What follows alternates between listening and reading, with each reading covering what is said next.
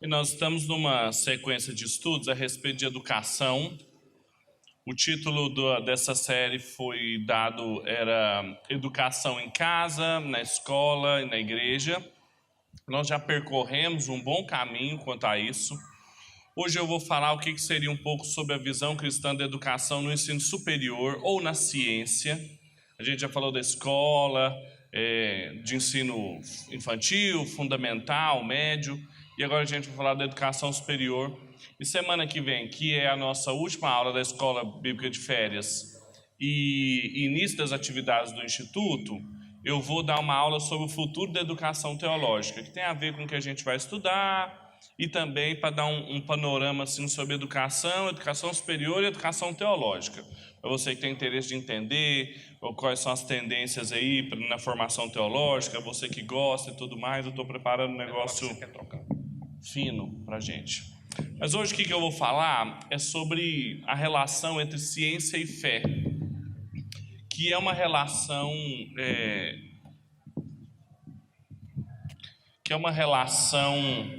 muito mal estabelecida no Brasil. A gente tem muita dificuldade de lidar com ciência e fé aqui, porque geralmente a gente coloca as duas em oposição.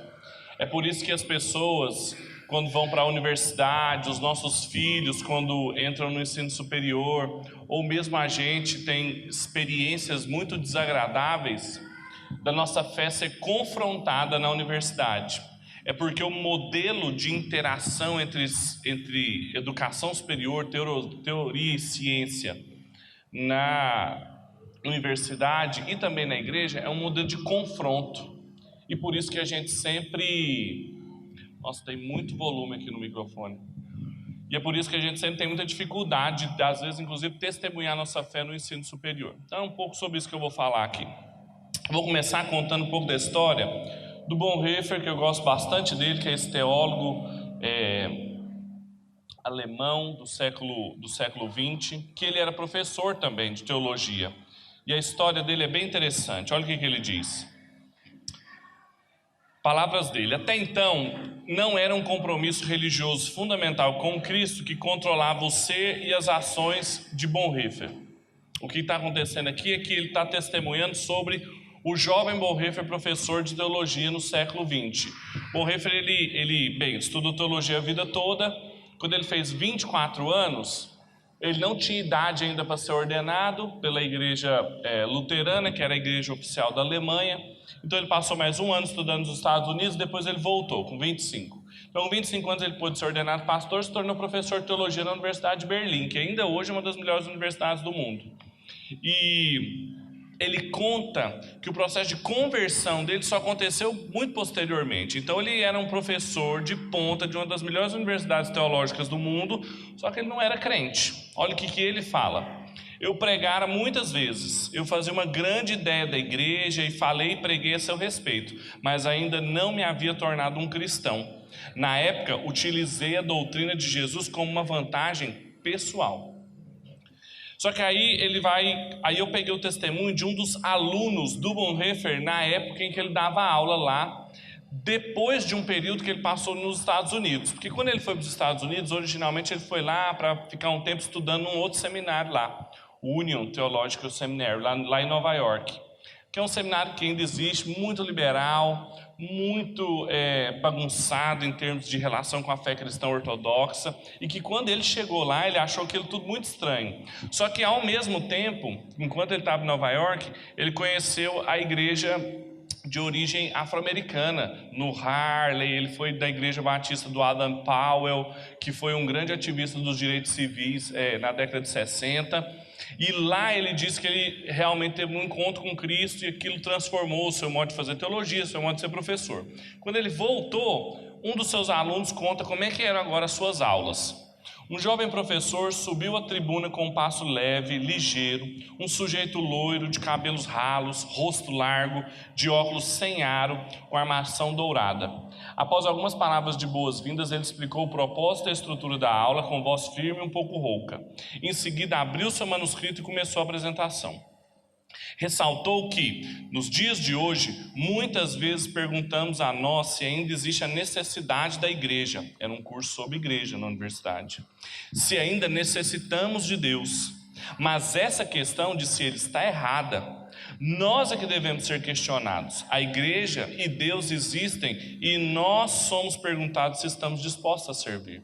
Veja a modificação, então, de uma pessoa que usou muito tempo a teologia e a fé cristã para tirar vantagem pessoal, agora coloca-se as perguntas da teologia como questionamento de si e não o contrário. Então, o interesse do Bonhoeffer passou a ser de não mais apenas ensinar os seus alunos como um professor universitário. A sua intenção era de discipulá-los na verdadeira vida cristã. E incluía-se aí desde a compreensão dos acontecimentos atuais através de uma lente bíblica, até a prática de leitura da Bíblia, não apenas com os estudantes de teologia, mas como discípulos de Cristo. Isso foi uma mudança radical. Quando ele chegou na universidade, dando um curso sobre Cristologia, e ele perguntava para os alunos que estavam lá se eles conheciam Jesus pessoalmente, isso não fazia nenhum sentido na cabeça daqueles alunos, porque eles não estavam acostumados com esse tipo de ensino. Então, era alguém que tinha nascido de novo e estava conseguindo relacionar muito bem sua fé com os conteúdos que ele estava dando. Agora, algumas pessoas podem se perguntar, essa postura de fé e vida intelectual está certa? Não seria correto Bonhoeffer separar a sua vida acadêmica da sua vida religiosa? De dar uma aula o mais neutro possível e não implicar com seus alunos no relacionamento com eles, nenhum tipo de sugestão religiosa? Isso é o modelo mais comum defendido hoje em dia, que é de separar essas coisas. Só que eu vou defender que não. O propósito dessa aula de hoje é problematizar essa percepção mais difundida e equivocada sobre a relação entre fé e vida intelectual, que é a que a gente encontra na universidade. Quando a gente chega lá e as pessoas até permitem a gente ter uma religião, conquanto que a gente não coloque ela em questão ali. E é claro que isso aqui, eu estou falando de educação, estou falando do ensino superior, mas isso aqui vale para quase todas as áreas da nossa vida. No mundo dos negócios, onde a gente trabalha e assim por diante. Então, para começar, eu selecionei um texto do Hermann Doivert que chama A Secularização da Ciência, de 53. Quando a gente fala da nossa sociedade secularizada, a gente não usa essa expressão, a gente vive num mundo secularizado hoje. A gente geralmente está falando do quê? Da cultura, dos costumes. Raramente a gente pensa na secularização da ciência. Ou seja, o modo como a ciência é feita hoje já não é mais o modo como ela era feita no começo da Revolução Científica, e ela então passou por esse processo de secularização. Olha o que o Doivert fala quanto a isso. Quando referências são feitas à secularização, a secularização da ciência é geralmente esquecida. Isso acontece porque um grande número de cristãos que desfrutam de uma educação científica tem falta de uma ideia clara da conexão entre pensamento científico e religião. Então, muita gente que frequentou a universidade, fez graduação, mestrado, doutorado, não entende muito bem essa relação. A reivindicação que é repetidamente feita é que, em razão da sua natureza não teológica, a ciência deve estar totalmente livre de crenças pessoais, não é isso? Aqui no laboratório não é lugar de crença, aqui a gente lida com dados, aqui é estatística, aqui é cálculo, aqui você tem que deixar suas convicções religiosas de fora. Por quê? Sua objetividade poderia ser colocada em perigo no momento em que fosse associada a qualquer pressuposição originada da fé. Isso é um modelo básico. Essa ideia tem sido aceita sem que se pesem as suas consequências e sem questionarem se ela é justificada do ponto de vista bíblico ou mesmo científico. Então o que o Doivert vai dizer é assim, olha, os cristãos engoliram esse discurso. E às vezes eles mesmos falam isso, olha, aqui no consultório não é lugar de religião, aqui é questão de saúde pública, olha, aqui é matemática, economia, aqui não tem fé, não tem espaço para isso. E às vezes a gente engoliu esse discurso e a gente não pensa se ele é justificado do ponto de vista das escrituras, mas mais do que isso, do próprio ponto de vista da ciência também, do ensino superior, da teoria e nas diversas disciplinas acadêmicas. Esse modo de fazer ciência, sem fazer esse questionamento, é o que eu chamo de modo dogmático. Já viu quando você fala para uma pessoa assim, você é muito dogmático nas suas opiniões? É porque ele não reflete sobre as próprias opiniões. Um modo de fazer ciência dogmático é um modo de fazer ciência que não pensa, que não reflete os próprios procedimentos científicos. Então, assumir irrefletidamente que a atividade intelectual é autônoma, neutra e objetiva, já é uma expressão de fé na inteligência. Quando você coloca a neutralidade da sua razão para conhecer as coisas, para aprender, você já colocou sua fé nessa capacidade intelectual sua. Essa postura de depositar confiança religiosa no âmbito científico, por exemplo, é chamado de cientificismo. E é o que perdura nas nossas universidades hoje em dia, tanto no campo das ciências naturais, quanto das ciências exatas, até mesmo das humanidades, não há nenhum tipo de espaço para a fé. Por quê? Porque a gente vive numa sociedade muito cientificista. Nós mesmos, quando nós recebemos, por exemplo, uma notícia, uma mensagem por WhatsApp, por exemplo, que é uma notícia assim, muito escandalosa, assim, um negócio muito fora da realidade, a gente já se pergunta, será que isso aqui é verdade? Tem algum cientista por trás? Quem que é o responsável por essa pesquisa, esses dados aqui, esse blog? Por quê? Se não é científico para a gente, não é verdadeiro. Só que a ciência não é sinônimo de verdade. A ciência é um campo da teoria muito específico que lida com o conhecimento verdadeiro, mas ela não lida com todo o conhecimento. E a fé tem um lugar muito importante na determinação disso. E é isso que eu vou falar para vocês, que determinados modelos de interação entre fé e ciência, entre vida religiosa e principalmente vida na universidade, que é o tema hoje da aula, não são adequados para um cristão porque desconsideram o lugar da fé e ampliam demais ou reduzem demais o lugar da ciência. Ok?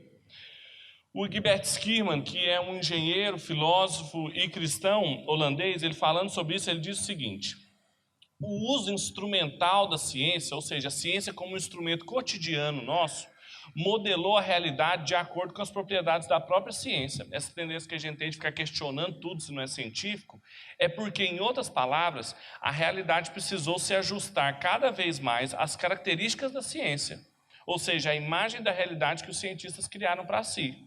Uma característica fundamental do conhecimento científico é o seu caráter abstrato. O que é abstrair alguma coisa? É você recortar uma característica de um objeto. Sempre dou o exemplo do copo, né? Esse copo aqui, ele é um copo com água que eu posso simplesmente falar assim, me dá um copo com água, por favor. Mas eu também posso falar assim, me dá aquele objeto de composição química, tal, tal, tal. Eu estou abstraindo os aspectos físico-químicos do copo, correto? Então, isso é conhecimento científico. Eu estou abstraindo, recortando um aspecto do copo e desenvolvendo ciência sobre ele, falando teoria, composição química. Eu posso abstrair o aspecto estético dele, falar se ele é bonito, se ele é feio. Então, sempre que, sob a influência do iluminismo, faz-se do conhecimento científico um instrumento de controle autossuficiente, as pessoas deixam de enxergar os reducionismos implícitos nas abstrações científicas. O que ele está falando aqui é que a ciência foi tão bem sucedida naquilo que ela se propôs, a gente fala com as pessoas hoje de modo instantâneo aqui do outro lado do mundo, a gente tem transmissão via satélite, a gente tem uma série de conquistas tecnológicas que fizeram a nossa forma de enxergar a realidade triunfante para a ciência. A gente acha assim que se não é científico é bobagem, é misticismo. Só que isso fez com que a gente acabasse reduzindo a realidade, porque quando a gente passa a olhar a realidade somente pelo seu aspecto científico, a gente está empobrecendo essa realidade. Ele continua dizendo assim: então, por meio de um uso irresponsável da ciência, essas abstrações se transformam em características culturais. Isso significa que, por causa do seu reducionismo, essas abstrações científicas podem levar, quando utilizadas em caráter instrumental e em larga escala, de forma incansável, a um reducionismo da realidade, ou até mesmo o seu completo esvaziamento ou destruição. O fato é que esses reducionismos tornam-se inquestionáveis se deve às vantagens obtidas por meio do controle da realidade com base na ciência. O que é um reducionismo? Quando eu viro para você, por exemplo, e você fala para mim que você está se sentindo triste, e aí você procura o Henrique, vai lá no consultório dele e fala que você está triste. Sempre eu uso o Henrique, né? Meu cobaia. Quando a gente então fala que a gente está triste e o Henrique vai lá, ele vai perguntar assim, mas me fala por que você está triste?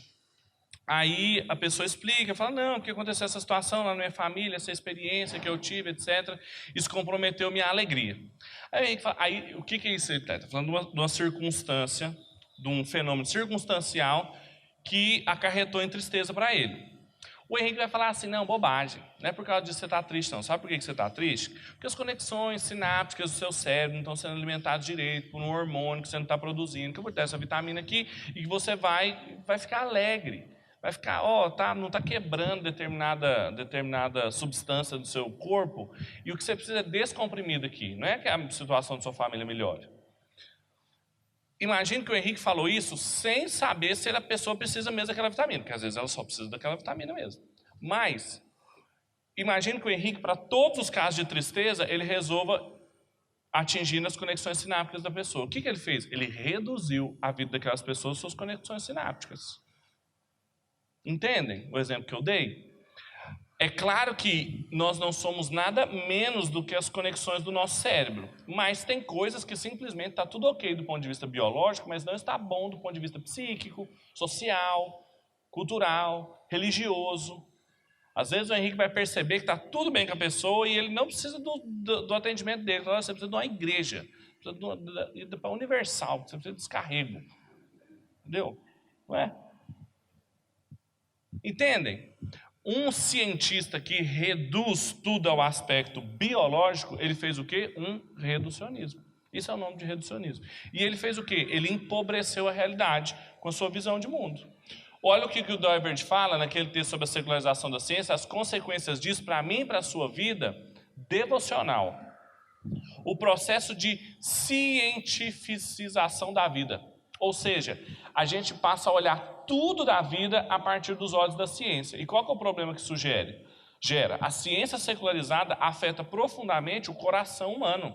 A partir do exato momento em que alguém o aceita, ele passa a acompanhá-lo quando ele for ler as escrituras, quando for fazer suas orações, quando estiver na igreja. Sabe aquela pessoa que duvida de tudo? Sabe aquela pessoa que está lendo o texto bíblico e ela fala assim, mas como é que Jonas foi engolido por um grande peixe, meu Deus do céu? Isso aqui não tem, deixa eu pesquisar um peixe aqui se tem essa capacidade, se tem algum peixe com esse tamanho, e não tem. E como é que fez esse milagre aqui, 12 pães, multiplicou? Isso aqui é matemática, eu sou padeiro, eu sei como é que é pão, entendeu? Isso é uma imagem cientificista das escrituras. Ou então quando você está orando lá assim, de repente você para e você pensa, será que tem alguém me ouvindo?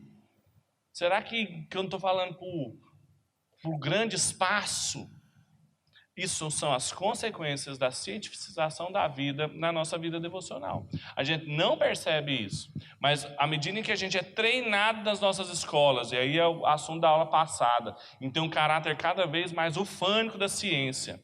Cada vez a gente vai para a universidade, tem uns professores lá que falam assim, olha, ciência é bobagem. Se ela não é irrelevante, no mínimo você é bobo em acreditar em ciência hoje em dia, em religião hoje em dia. O negócio é ciência, é o triunfo aqui, a gente faz mapeamento do cérebro em questões de segundo, quase acompanhamento ao vivo das suas conexões sinápticas. Isso é avanço científico. Quando você ora, está ao lado do seu cérebro acende, isso aqui é só conexão sináptica.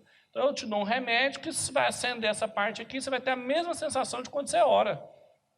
Isso é um reducionismo cientificista. Então, a cientificização da vida alimenta o uso dogmático da ciência, ou seja, aquele uso irrefletido da ciência, e despreza o papel da religião no trabalho científico, que é sobre exatamente isso que eu quero falar para vocês. Então, quais são os modelos de interação entre fé e ciência? As diferentes formas da gente entender o papel da religião na ciência, e qual deles é melhor para a ciência e para a religião? Qual deles enriquece as duas? Porque eu, como pastor evangélico, eu não quero apenas enriquecer o aspecto da nossa religião em detrimento da ciência. Eu quero ver como que as duas, porque vocês lembram que a gente cansou de falar sobre isso aqui, que trabalho científico é mandato cultural. Então é uma ordem que Deus nos deu, então tem que enriquecer as duas. Bem, sobre esses modelos, a primeira coisa que a gente tem que entender é algo que o Dennis Alexander, que é um bioquímico e professor da Universidade de Cambridge e cristão, fala num texto dele sobre modelos para relacionar ciência e religião.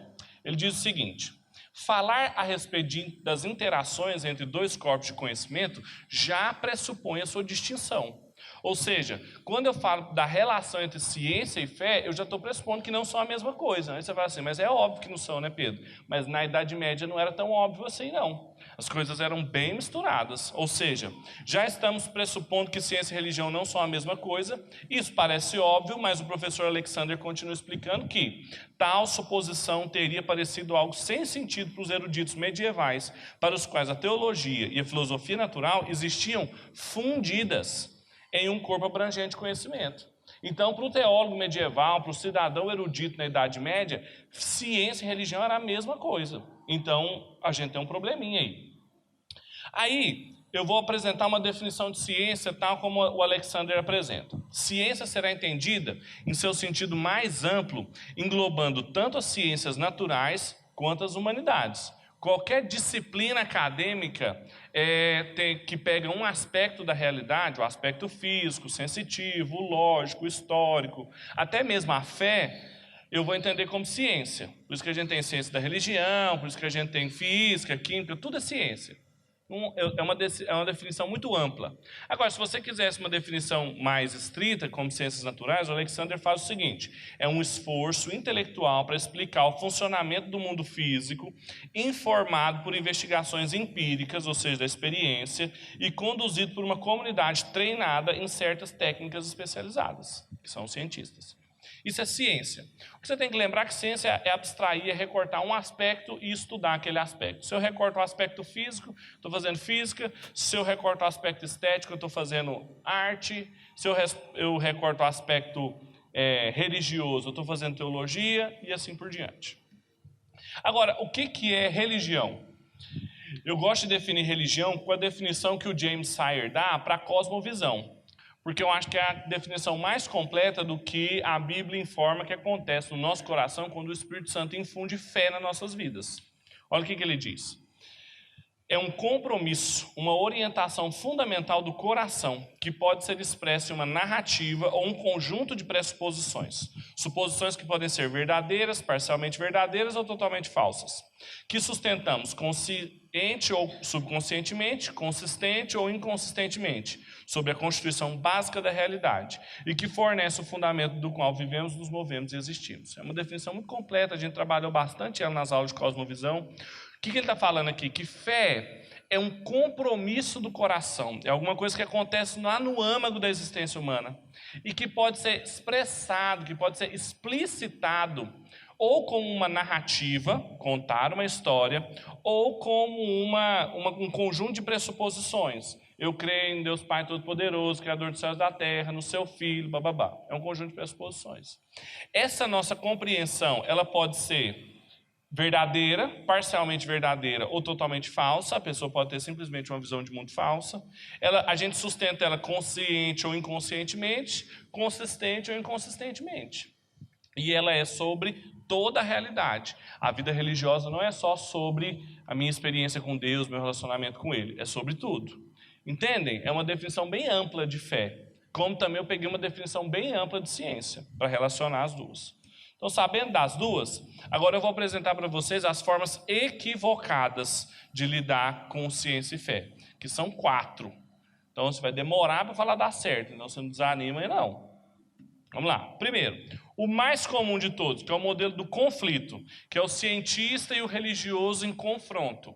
Esse é o modelo mais comum, é o mais conhecido. Se você for em qualquer livraria hoje, você tem um livro lá do Richard Dawkins, do Daniel Dennett, do Sam Harris, do Christopher Hitchens, todos eles de gente que é cientista e critica a fé. E aí seu filho adolescente lê um livro desse e pronto, ele não quer vir na igreja mais.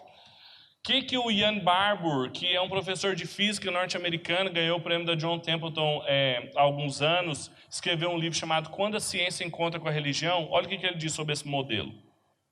A tese do conflito foi promovida no final do século XIX por 2 influentes livros de J.W. Draper e A.D. White. Hoje em dia, a imagem popular de guerra entre ciência e religião é perpetuada pela mídia, para quem uma controvérsia é mais dramática do que as posições mais sutis e diferenciadas entre os extremos do materialismo científico e do literalismo bíblico. Então, são 2 dois extremos. Cada um dos lados ganha adeptos em parte por opor-se ao outro, em ambos utilizarem uma retórica de guerra. O que ele está falando aqui? Essa ideia de que ciência e religião estão em conflito é alguma coisa nova. Ninguém pensava nisso, de que cientista bom é cientista ateu, antes do século XIX. É a partir do século XIX em diante que, por causa da publicação de 2 livros desses cidadãos aí, que a historiografia da ciência passou a encarar essa guerra entre ciência e religião e reinterpretar momentos da nossa história, como, por exemplo, Galileu e a controvérsia dele com a igreja, como exemplos de conflito entre ciência e religião. Só que, na verdade, são posições muito mais sutis que estão em jogo do que essa linha entre aqueles que defendem um literalismo da Bíblia, que acham que a Bíblia a Terra tem 6.000 anos, ela é plana e coisas do gênero, até aqueles que são materialistas, assim, em última instância. Tem muitas outras pessoas no meio dessa linha. Só que é muito mais fácil ganhar seguidores quando você aponta para esses 2 extremos, e por isso que essa retórica do conflito é tão famosa. O Dennis Alexander, falando a respeito dela, ele diz o seguinte: o fato de um modelo de conflito ser largamente sustentado por opostos polares, nas margens mais extremas, tanto da comunidade científica como da religiosa, deveria nos fazer cautelosos. Quando a gente pega um livro do Richard Dawkins, que é um biólogo, falando sobre religião, a gente deveria já achar uma coisa errada. Da mesma forma que a gente deveria pegar um livro de um teólogo falando sobre biologia, sem formação naquela área, a gente deveria, no mínimo, suspeitar. O fato é que o número de cientistas especializados em atacar a religião em nome da ciência é minúsculo, subconjunto da comunidade científica. Existem muito mais cientistas que não estão nem aí para isso do que os defensores dessa tese. Mas com a atenção da mídia, a voz dos extremistas é amplificada. Polos opostos têm mais em comum do que gostariam de admitir, mas interessante, no entanto, é a questão das crenças religiosas dos cientistas. E o Ian Barber, falando sobre isso mais uma vez, ele fala: pelo que eu pude ver, esses autores não foram capazes de separar questões científicas de filosóficas. Quando Richard Dawkins, por exemplo, começa a falar a respeito do relojoeiro cego, ele tem um livro que chama O Relojoeiro Cego. Por quê? Tinha um argumento muito comum na teologia no século XIX, eu me esqueci o nome do cidadão que falou desse argumento, mas é ruim, então você não precisa lembrar não. Que ele falava que Deus era semelhante a um relojoeiro, que criou um relógio, deu corda e deixou ele funcionando. Já deve ter ouvido falar disso. O que o Dawkins falou? Ele falou assim: olha, se Deus é esse relojoeiro desse mundo aqui, ele é um relojoeiro cego. Porque qualquer um com conhecimento mínimo de biologia vai saber das complexidades que uma mutação genética muito pequena pode gerar em seres vivos. Então, assim, dizer que Deus pensou nesse bezerrinho que nasceu morto já dessa gestação dessa vaca aqui, esse relojoeiro é cego. O argumento dele, quando bate na cabeça de alguém que está em contato com biologia, um aluno do ensino médio, não precisa ter feito faculdade, não. Ele fala assim: é mesmo? Não explica. Só que qual que é o problema? Não é uma questão meramente biológica esses problemas. A fé cristã explica isso quando ela fala da queda, da natureza não estar mais trabalhando, funcionando em conformidade com aquilo que ela foi criada, de realmente quando a gente experimenta as coisas hoje, a gente experimenta sofrimento, dor, problemas genéticos por causa da queda. Só que isso não é questão científica mais. Isso já é questão filosófica. É um passo atrás, a gente começa a refletir sobre a imagem do mundo. E isso os cientistas não conseguiram separar. Ele continua: os cientistas em seus livros populares tendem a invocar a autoridade da ciência em relação às ideias que não são realmente parte da ciência. Teísmo e materialismo são sistemas de crenças alternativas, cada qual alegrando abranger toda a realidade. Sabe qual que é o limite? Quando por exemplo, um biólogo observa essas ocorrências genéticas, e aí ele fala o seguinte: olha, isso aqui aconteceu por causa desse cromossomo que gerou isso aqui. Ele está fazendo o trabalho de um bom biólogo quando ele faz isso, quando ele explica o que aconteceu. E aí quando você pergunta assim, por quê? Aí você fez uma pergunta que não é científica mais. Ciência lida com o quê? O porquê é a filosofia que lida, ou a teologia. É você perguntar-se sobre as explicações daquilo. Eu já dei esse exemplo aqui. Se eu vou lá, peço para a Divina, põe uma água para esquentar aqui na chaleira para mim. Vocês lembram do exemplo da chaleira? Coloca uma água para esquentar. E aí a água entra em ebulição. O que aconteceu? O grau de agitação das moléculas chegou a tal ponto que saiu do estado líquido para o estado gasoso. Agora, por que isso aconteceu? Porque eu quero tomar café. Entendem diferentes tipos de explicação? O Richard Dawkins não entendeu isso, como também alguns teólogos não entenderam isso no modelo do conflito, quando querem empurrar a goela abaixo uma visão da Bíblia descritiva de ciência. A Bíblia não descreve ciência, a Bíblia prescreve princípios para a ciência, mas ela não descreve, quando, por exemplo, ela fala que o homem foi criado do pó da terra, ela está falando da composição química ou física do corpo humano, ela não está. Calvino sempre falou que se você quiser conhecer de astronomia, você tem que ler um livro sobre isso e não a Bíblia. Apesar de ela estar falando da criação da lua, do céu, das estrelas, mas ela não descreve nada sobre esse processo. Imagina se Deus tivesse que escrever um livro para nós sobre todos os assuntos de todas as épocas, de todo o ramo do conhecimento. Não é só que isso é impossível para Deus, não é nada impossível para Deus, mas é contrário ao que a gente lê nas primeiras páginas da Escritura, que Ele nos colocou no jardim para a gente cultivar e guardar, ou seja, para a gente desenvolver ciência. É o nosso papel aprender isso, e não o de Deus revelar para nós. Entendem essa diferença? Então, o modelo do conflito é o mais comum, mas ele é furado. Então tem um outro modelo também muito comum, que é o da independência. Então, beleza, se a gente não está em conflito, vamos ficar independente um do outro. Cada um no seu campo, ninguém fala nada, eu não falo de ciência, você, cientista, não fala de teologia, porque você não sabe de nada.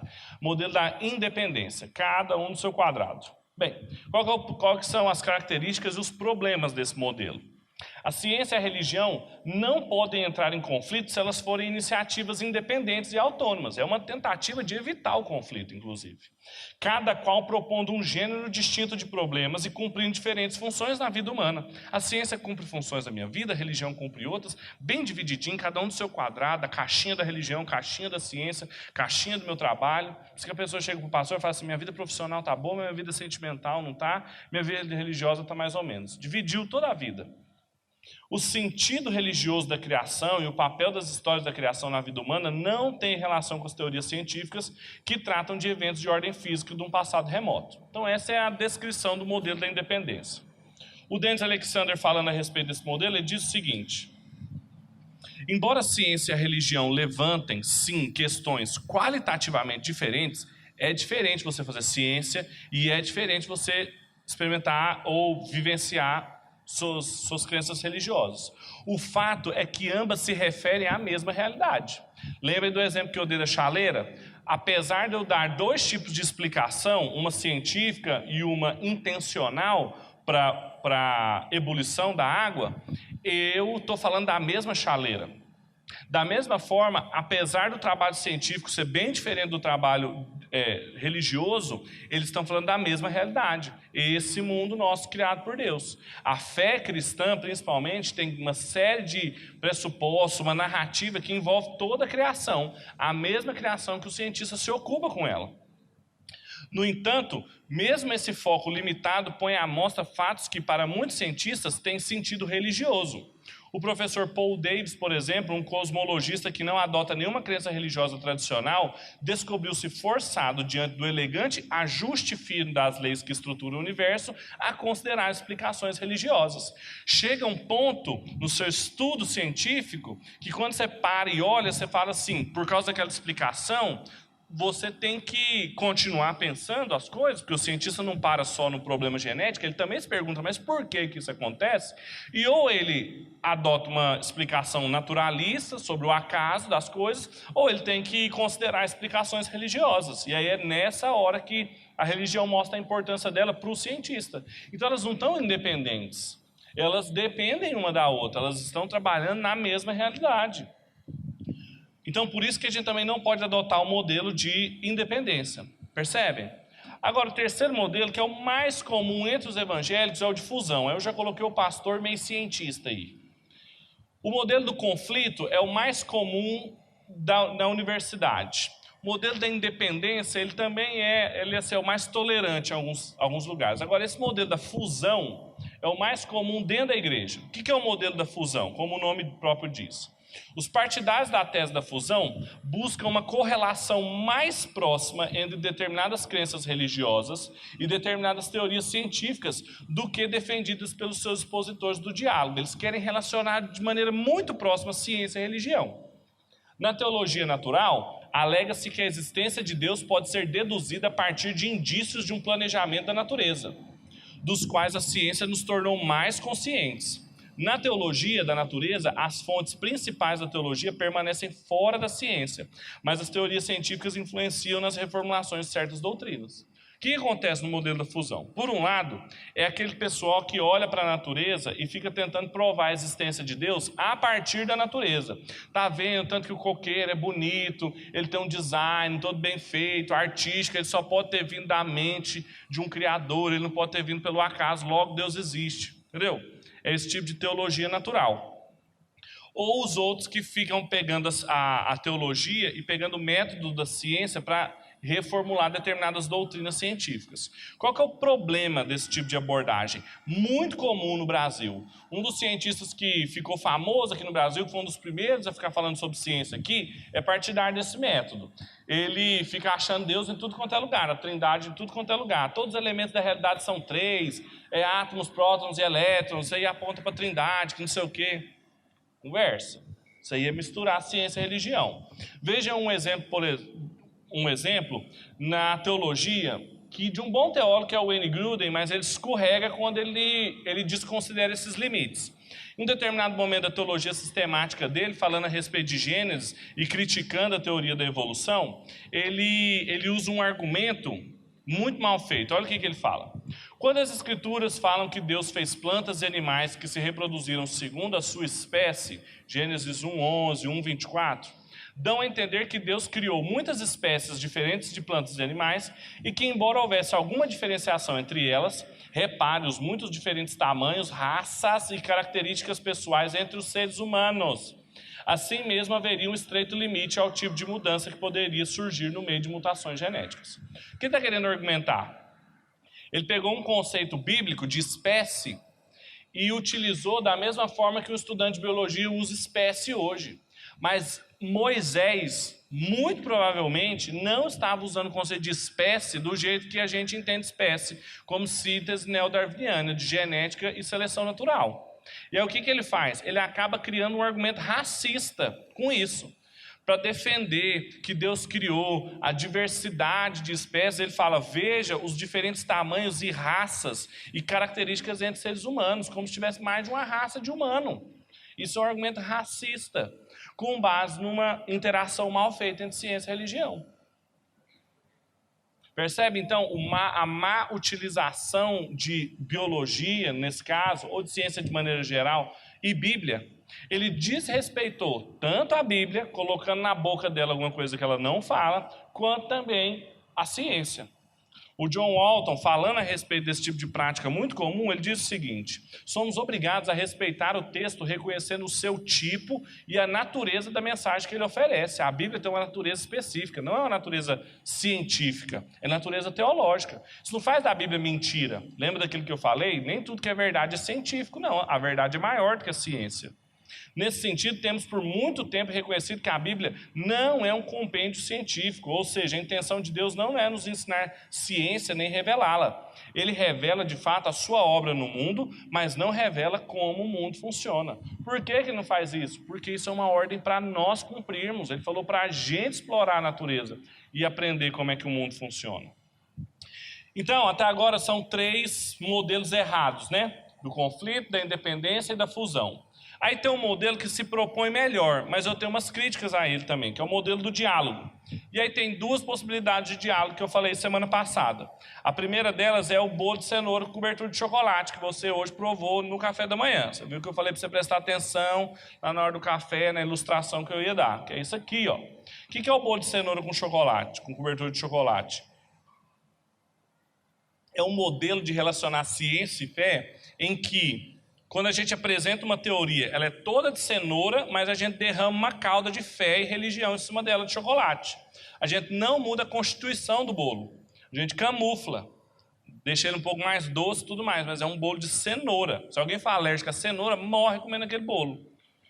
É isso que acontece na maioria dos casos. A gente tem, por exemplo, uma filosofia, uma economia, uma administração, uma contabilidade, uma medicina, toda feita da mesma forma que um médico, um contador, um filósofo não cristão faz, só que aí de vez em quando aparece um versículo bíblico ali, meio solto ali em algum lugar. É a cobertura de chocolate. O Egbert Schirmer, falando sobre isso, ele diz o seguinte: uma forma poderá ser denominada como diálogo incremental. Segundo essa teoria, filosofia e ciência são vistas como independentes, lembra? Da fé cristã, como partes do reino da natureza. Embora aceitas como tais, elas devem ser complementadas ou incrementadas pela fé, o reino da graça. Então você faz ciência, filosofia, economia de modo natural e incrementa essas coisas com fé. É aquele cara que administra a empresa dele conforme os princípios normais da administração, que qualquer outro colega dele não cristão administraria, só que ele faz um culto com os funcionários. É isso aqui, de incrementar a fé. Ou a escola que ensina matemática, português, física e química igualzinho, uma escola não cristã, mas tem um devocional na segunda aula, e assim por diante. Essa solução é, em última análise, uma síntese de duas visões, cada uma baseada na sua própria fé. A crença na autonomia da ciência é acrescentada à crença na fé cristã, que por então é elaborada pela teologia. Por essa respectiva, as pessoas se referem à teologia como rainha das ciências. Então, eu creio que a ciência pode se conduzir naturalmente, igual eu falei no começo, e eu também creio que a religião é até importante, aí ela completa essa ciência. O problema é que a ciência não pode correr solta, porque o cientista, depois que ele explica os fenômenos naturais, ele precisa saber no que ele crê, e as duas não são independentes.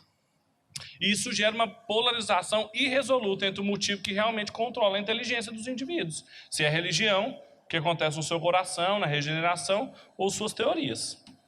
A outra possibilidade de diálogo é a doutrina das bases, ou seja, ao invés de fazer uma cobertura de chocolate, sei lá, pensa que isso aqui é um bolo de pote. Tem que melhorar essa segunda parte da ilustração. Mas já viu quando tem um bolo de pote lá, que a parte venenosa dele está toda embaixo, assim, de fruta vermelha, aquele negócio, mas aí tem um montão de chantilly, bolo, leitinho, as coisas por cima? Mas aí vem, isso aqui é um bolo de pote de frutas vermelhas. A fruta vermelha está lá embaixo. Tem que fazer muito esforço antes de chegar na fruta vermelha. Então, é isso aí. É esse bolo de pote aí. É um empreendimento científico que começa com os pressupostos corretos de que Deus existe, que criou todas as coisas, bababá. E depois, quando eu ergo a teoria, ela não tem comunicação mais com aqueles pressupostos lá. E eu continuo a fazer teoria como qualquer cientista. Olha o que o Schirmer fala. Na ciência, um bom começo é essencial. Assim, eles formulam princípios cristãos ou pontos de partida que, em conjunto, formarão as bases para construir o edifício científico. As bases de que Deus criou tudo, de que Ele é o legislador do universo, etc. Embora essa visão pareça atraente no princípio, ela possui alguns problemas. Temos, por exemplo, a questão acerca de como poderia chegar a esses pontos de partida. Como é que eu chego em pontos de partida sobre a administração a partir da visão cristã? Como é que eu chego de pontos de partida para a economia de um ponto de vista cristão? Como é que eu chego de pontos de partida estéticos a partir de uma visão de mundo cristã? Não é simples. Não tem versículo bíblico lá prontinho para a gente só aplicar, não. A gente tem que inferir uma série de coisas. E como poderia-se ter certeza de que essa base é verdadeira, essas nossas inferências estão corretas? Traduzir a revelação e a palavra de Deus em princípios científicos não é tão fácil quanto parece. Tem um monte de iniciativa aí que se diz cristã que não é como se mostra. Inadvertidamente, você pode selecionar os seus pontos de partida e sustentar sua fé neles. Uma prática que povoou ser o ponto fraco da Universidade Livre de Amsterdã. Vocês sabem, a universidade que o Kuyper montou, eu já cansei de falar isso aqui. O Kuyper, por exemplo, como ele era filho da Revolução Industrial, o que aconteceu? Ele bateu muito no ponto do mandato cultural, do desenvolvimento, de cultivar, mas ele falou pouco sobre o cuidar, porque ele não conhecia os excessos que a tecnologia poderia fazer com a natureza. Hoje todo mundo fala de sustentabilidade, economia verde, uma série de teorias muito na moda, mas isso no século XIX para o Kuyper não fazia nenhum sentido. Então ele selecionou pontos privilegiados para ele e esqueceu de outros. Está vendo como desenvolver uma teologia equilibrada sobre tecnologia, sobre meio ambiente? Não é uma coisa fácil. Nós estamos falando de um dos melhores teólogos que o século XX produziu. Mas não é tão simples assim. Então, existiria uma possibilidade melhor? Tem assim, algum outro caminho, uma outra posição? Eu coloquei o Darwin sentadinho, bonitinho. Mas existe uma outra possibilidade? Eu gosto de um modelo que eu chamo de modelo de fé que controla a inteligência. E aí, agora a gente vai para a parte correta. Todos nós, quando formos para a universidade, para o mercado de trabalho, para tudo que nós formos fazer na cultura, nós deveríamos ter uma clara forma de conectar o que nós pensamos com aquilo que aconteceu no nosso coração, se ele foi regenerado. Ou seja, a nossa fé controlando, dirigindo a nossa inteligência. O Skirman que fala a respeito disso. Tornou-se cada vez mais claro para mim que essa questão é geralmente colocada de forma errada, a questão sobre a relação entre fé e ciência. O que se questiona não é a relação entre fé e ciência, mas a relação entre fé cristã, na qual, por meio de uma cosmovisão de vida cristã, não há lugar para uma determinada visão de ciência, e a fé na ciência. A fé e pensamento são interrelacionados. A questão é que fé direciona ou guia o pensamento das pessoas. A questão, então, não é relacionar fé e ciência, mas perguntar para o cientista, para o economista, para o administrador, para o estudante, o que controla o pensamento dele, a forma dele imaginar, a forma dele pensar, dele querer. É a fé no Deus e Pai do nosso Senhor Jesus ou é a fé nos poderes da ciência, nas capacidades da matemática, nos desdobramentos da estética, na autonomia do ser humano?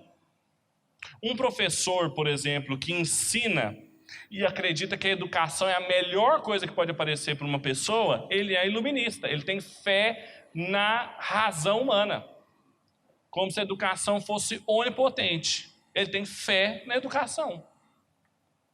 Um biólogo, igual o caso do Henrique que eu mencionei, que acha que consegue explicar tudo mexendo nas sinapses da cabeça das pessoas, ele é um materialista, naturalista.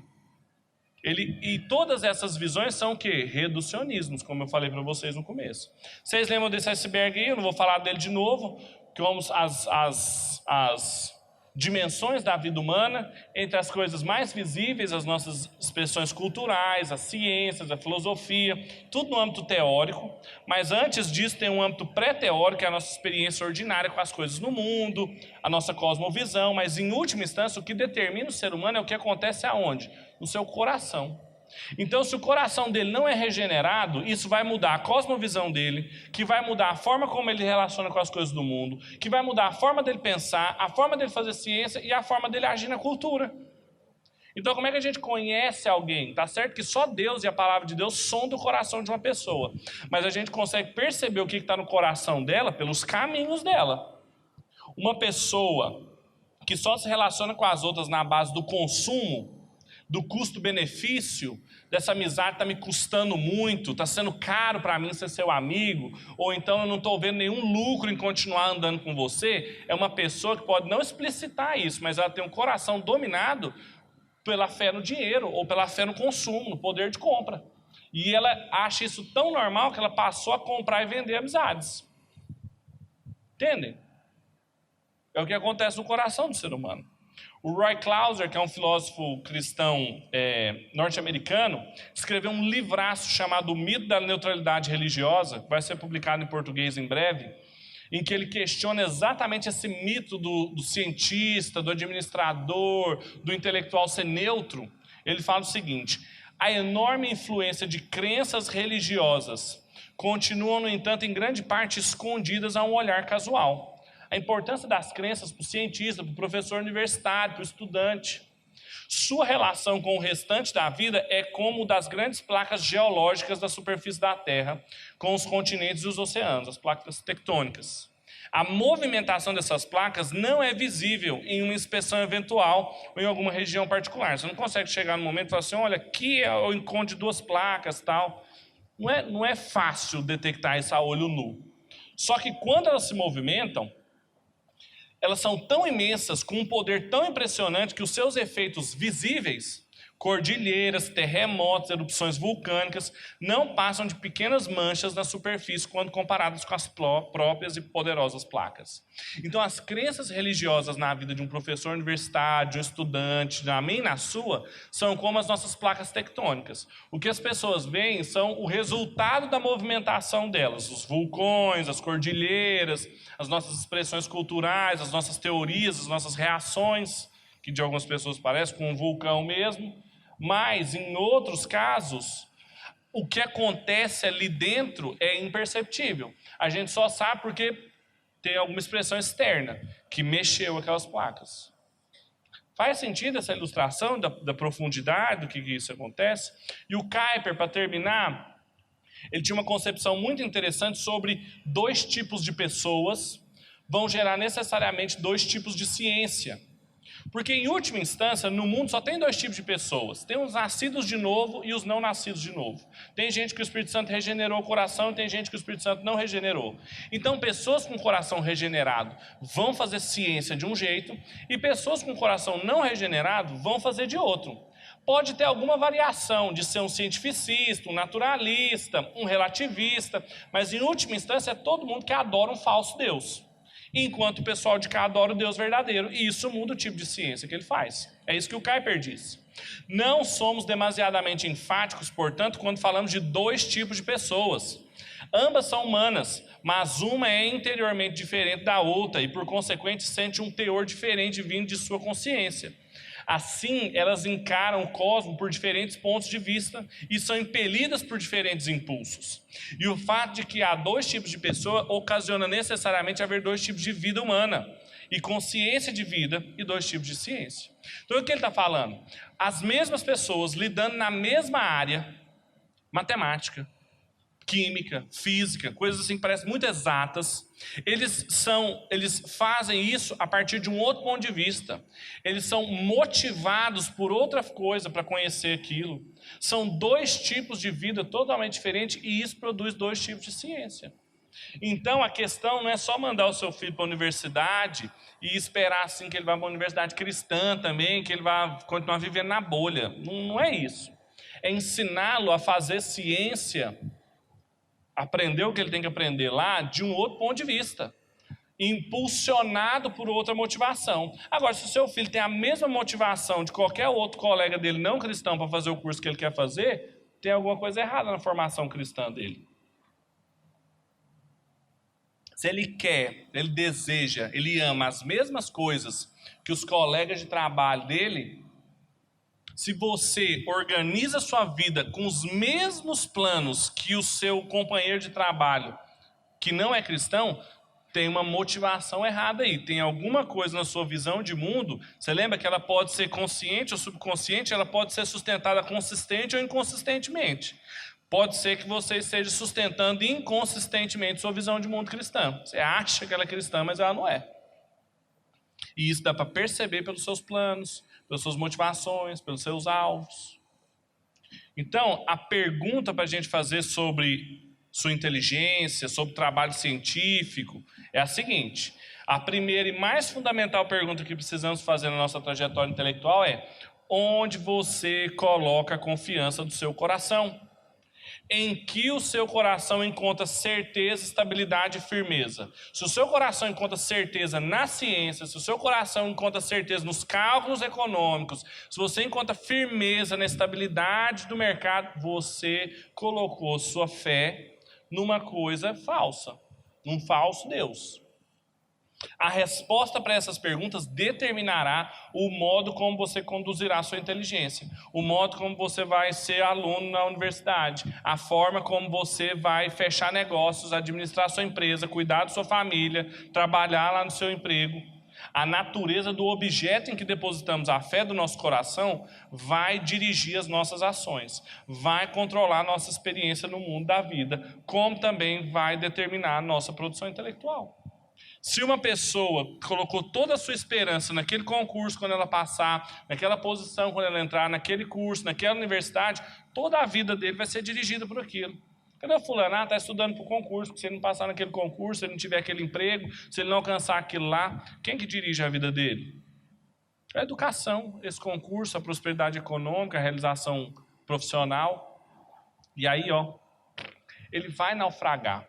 Porque por melhor que seja, por mais que Deus queira usá-lo ali, se a vida dele é controlada por outra pessoa ou por outra coisa que não seja o Deus e Pai do nosso Senhor Jesus, ele está sendo controlado por um falso Deus. E você é aquilo que você adora, e você vai se tornar aquilo que você está adorando, um falso Deus.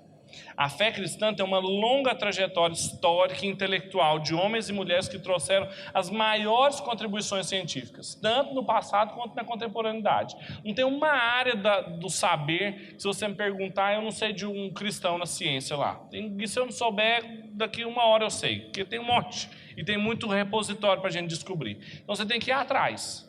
Agora, em vários campos do saber, a partir de uma profunda confiança na capacidade de Jesus Cristo de dar coerência e sentido à realidade. Agora, se a gente olha para a realidade, não vê coerência, não vê sentido, é porque tem um problema na nossa visão de mundo. Era isso. Esse era o último slide. Eu dei um comando errado aqui, mas era isso. Nós temos tempo para perguntas. Se alguém as tiver. Sim. Boa pergunta. Talvez na hora que eu coloquei o exemplo, não tenha deixado claro que o que eu queria enfatizar. Uma coisa é que não é o caso, eu sei que não é o caso, mas imagine comigo. Se você fosse alguém que, meio que como paciente entra lá, você já entra no automático, assim, ele começa a falar que está triste por causa disso, daquilo outro, mas você sabe, é conexão sináptica, eu vou dar tal remédio, tal miligramagem, etc. Tal. Se isso fosse todos os casos, é o único modo que o Henrique sabe atuar. Isso seria um problema. Alguns casos, como eu falei, é questão biológica mesmo, e que resolve com remédio. Agora, tem outros que não. O ser humano não é nada menos do que a sua constituição biológica, né? Mas ele também é mais do que isso. Se o Henrique só considera a constituição biológica, aí isso é um problema. Às vezes vai ser um primeiro passo para continuar outro. Mas eu sei, por exemplo, de que a gente tem casos de que você já fez a parte biológica, já viu que não era, já continua, o paciente se arrasta com você por muitos anos, assim. Ele sabe qual é inclusive, sua posição, assim, mas mesmo assim continua. Tem limites também, eu sei que tem limites. Por quê? Porque apesar da fé guiar a ciência, a gente também não pode misturá-la. Se você um dia, nem pode fazer isso, mas se você um dia uma pessoa virar lá e falar assim, Henrique, eu sei que você é crente, você é presbítero daquela igreja que tem ali no Sudoeste, ora por mim aí, você não pode nem orar. Por quê? Porque tem uma ética médica toda que impede isso, porque as atividades não podem ser confundidas, fundidas. Então tem limites para a sua atuação mesmo como médico. Tem um momento que é isso aí mesmo, que eu posso fazer até aqui.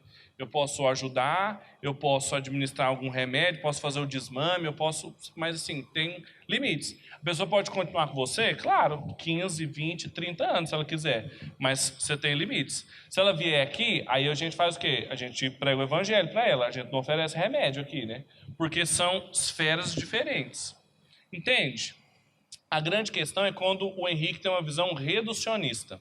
Se o Henrique fosse ou um psiquiatra naturalista estrito, que resolve tudo com remédio, ou se pior, se ele fosse pior não, que é tão problemático quanto, mas se ele fosse um psiquiatra espiritualista maluco, que resolve tudo com oração, tal, um novo João de Deus, coisa do gênero. Então assim, tá fora, entendeu? Que é tudo assim, espiritual, isso é demônio, essa tristeza aí é maldição hereditária, entendeu? É o outro extremo. São ambos reducionismos. A gente sabe que questões influenciais formam e deformam o ser humano? Claro. Quantos casos a gente sabe de gente danificada emocionalmente por causa de religião? Se tem. Agora, o abuso disso não nega o uso, entende? Então, a sua pergunta é como proceder diferente? Não, o procedimento é igual. Lembra do que eu falei no finalzinho, dos matemáticos, assim, ou dos psiquiatras, com o mesmo caso. E, assim, usam o mesmo remédio para o mesmo caso, só que um psiquiatra lá é naturalista e o outro é presbiteriano. Agora, o que motivou cada um a fazer o que fez? A mesma escolha? Motivações diferentes. É isso que conta. É mais a motivação, a fé, do que propriamente dito os meios que você vai utilizar. Pode ser os mesmos meios. Como o matemático faz a mesma conta, chega ao mesmo resultado. Mas uma coisa é você perguntar para um professor de matemática que é ateu por que os polinômios são daquele jeito, e você perguntar para um matemático que é cristão. Ele tem que dar uma resposta diferente. Ele tem que achar beleza na regularidade e origens divinas nisso. Entende? Essa é a diferença. Então, o agir diferente, a preocupação não é tanto o agir diferente, não. Não pode ser, assim, inclusive, se for muito diferentão, tem um problema aí, né? Vai fazendo oração no consultório, coisa do gênero. A questão não é tanto o agir diferente, mas a motivação com qual a gente age. Faz sentido isso aí? Ou estou viajando? Irene. Boa. Pergunta da Irene, ela precisa de explicação, né? Porque é uma pergunta técnica. Ela falou assim, olha, eu sou pressuposicionalista, que é um ramo da apologética, que é assim, a gente não fica tentando provar que Deus existe, a gente simplesmente trabalha os pressupostos da pessoa. Que um pouco é o que a gente faz com o cientista, falando o que ele crê, qual que é a motivação, tudo isso é pressuposto. Então, como é que a gente prega para um evidencialista? As evidências são importantes, é porque nós pressuposicionalistas, eu também sou, a gente tende a muito rapidamente jogar as evidências fora. Que é aquilo que eu falei para vocês. Olha para o coqueiro, acho que o coqueiro é lindo, o coqueiro lindo não pode ter vindo do acaso, ele só pode ter vindo do grande arquiteto do universo, que é lindo também, Deus existe. É assim que o evidencialista faz.